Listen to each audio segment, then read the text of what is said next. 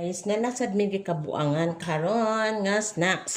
Mao ni gitawag nga nachos, pero on version rin namo guys. Gamit ni Mr. Chips. Anya, gamit ko tag kanang cheese bitaw na nga naay milk, naay kanang bura bitaw para sa baked macaroni nga kuan like butter, flour, yan nakahuman milk, yeah, lot of cheese. Mao na siya sobra. Last time ya kini mao quick milk cheese pero ako ang microwave oven. Mao na yan nagporma. Tadi lang kay try tag asay lami. Nga nakuwang mi last time guys kay isa rang among na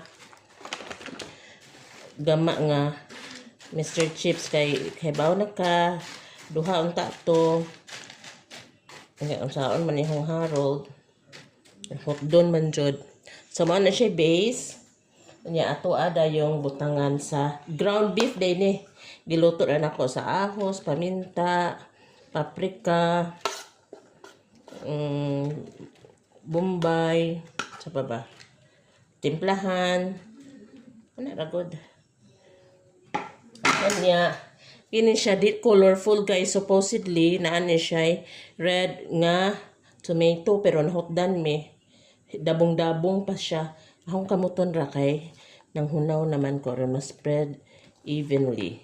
Nya cucumber, nya white onion. White onion, ganan ko kay makakaon si Harold jud siya sa mga utan-utan as well as Kyle. Lettuce unta pud to. Galing kay nakalimot man akong bana. Unya ato na dayong spread ang cheese. Nakalimot ko sa tingan ani nga cheese. Kana bangkuan guys. Mao lagi tong diin.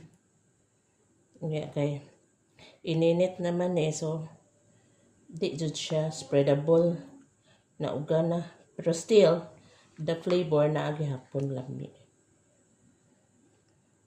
Okay.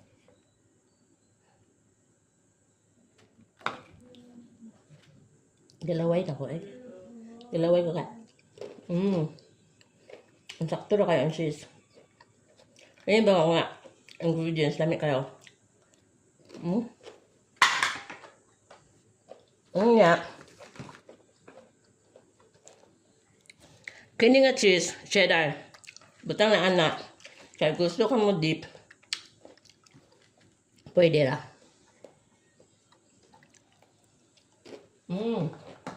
Wait a minute. As in. Wait. Guys. Nga unta.